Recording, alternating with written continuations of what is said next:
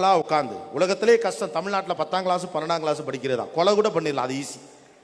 இந்த பக்கம் அம்மா, இந்த பக்கம் அப்பா, தெருவில் போறவன் வர்றவன், பொண்ணு கொடுத்தவன் கொடுக்காதவன் எல்லா பயிலும் கேட்காம ஒழுங்கா படிக்கிறியா இல்லையா அவ்வளோ பேரும் கேட்பாங்க. எதுக்குன்னு தெரியா? 10th ஸ்டாண்டர்ட் வந்தோடனே 9ஆம் கிளாஸ்ல கொலை பண்ணவன்லாம் 10th ஸ்டாண்டர்ட் படிக்கிறானா என்ன? பார்க்குறவன்லாம் ஒரு கெட்டவனை பார்க்குற மாதிரியே பார்க்குறது. ஒழுங்கா படிக்கிறியா இல்லையா, ஒழுங்கா படிக்கிறியா இல்லையா? டீ நான் ஒழுங்கா தாண்டா படிக்கிறேன், என் சப்ஜெக்ட்ல என்ன இருக்குன்னே உங்களுக்கு தெரியாது. காலையில் 4 மணிக்கு அம்மா எழுந்திரிச்சுறாங்க. அம்மா அன்பால் மிரட்டுவார், அப்பா உருவத்தால் மிரட்டுவார். வீட்டுக்குள்ள போலீஸ் மாதிரி ட்ரெஸ் போடாத ஒரு போலீஸ் அப்பா உட்காந்துருப்பாரு, அந்த கண்ணாடி போடாத ஒரு டீச்சர் அம்மா உட்காந்துருப்பாங்க. 2 பேரும் பக்கத்தில் இப்படி நெருக்கமாக உட்காந்துட்டு, ஒருத்தங்க கையில் பால் சொம்பு இருக்கும், காஃபி, பிள்ளைக்கு அக்கறையாக இருக்காங்களா, இன்னொருத்தர் விசிறி வச்சிருப்பார். படிப்பா, எப்படி படிப்பான் ஒருத்தன்? இந்த பக்கத்தில் 85 கிலோவில் ஒரு ஆள், இந்த பக்கம் 65 கிலோவில் ஒரு ஆள். 2 பேர் கையில் வச்சுக்கிறது கத்தி மாதிரியே இருக்கு. படிச்சிடணும், ஏன்னா 496 மார்க் எடுக்கணும். எடுத்த உடனே ஒரு மிகப்பெரிய பள்ளிக்கூடத்தில் +1 ஃபர்ஸ்ட் குரூப் சேரணும். சேர்ந்து முடிச்சோடனே அதுக்கப்புறம் நாயா 2 வருஷமும் 11ஆம் கிளாஸே படிக்காம 12ஆம் கிளாஸை கஷ்டப்பட்டு படிச்சு மனப்பாடம் பண்ணி நெஞ்சில குத்தி தலை நிறைய வெடிச்சு ஆளே கலவரமா மாறி, இவன் என்னமோ ஆயிப்போச்சு, இந்த பிள்ளைக்கு நல்லா தானே நான் மேலே தெரு விட்டு பையன் சொல்ற அளவுக்கு அவனை காயப்படுத்தி புண்படுத்தி 1190 மார்க் எடுக்க வைக்கணும். எடுத்து முடிச்சவனே ஏதாவது ஒரு காலேஜில் இன்ஜினியரிங்ல பக்காவான கோட்டால கிடைக்கணும். அந்த 4 வருஷமும் அவன் செத்தான்.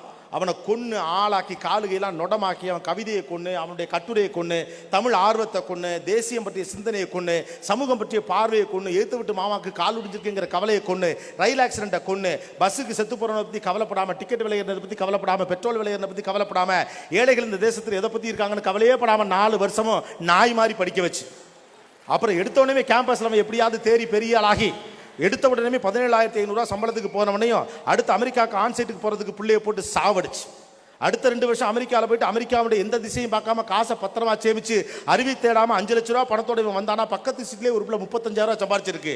இவனுக்கு 35,000, அவனுக்கு 35,000. ஏற்கனவே கையில் ஒரு 5 லட்ச ரூபா பணம் இருக்கு. 35 70,000 ரூபா ரெண்டையும் சேர்த்து விட்டோம்னா இவங்க குடும்பம் நல்லா நடத்துவாங்க அப்படின்னு சொல்லிட்டு சேர்த்து விட்டுட்டாங்க.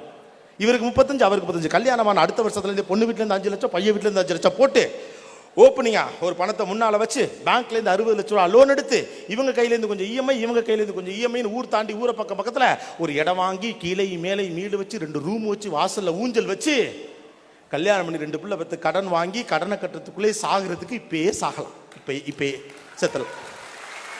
The very purpose of life is living. வாழுதோடைய அடிப்படை நோக்கம் என்பது வாழுதல் தான். வாழுதோடைய அடிப்படை நோக்கம் என்பது சாதித்தல் அல்ல. எப்போது வாழுதோடைய அடிப்படை நோக்கம் சாதித்தல் நீங்க நினைக்கிறீங்களா, அன்னைக்கு பணக்காரனே ஆக முடியாது. மனது சுதந்திரமாக இருக்க வேண்டும். இயற்கையை அதை ரசிக்கணும், குழந்தையினுடைய கொஞ்சலை ரசிக்கணும். நாங்களாம் ரொம்ப பொறுப்பு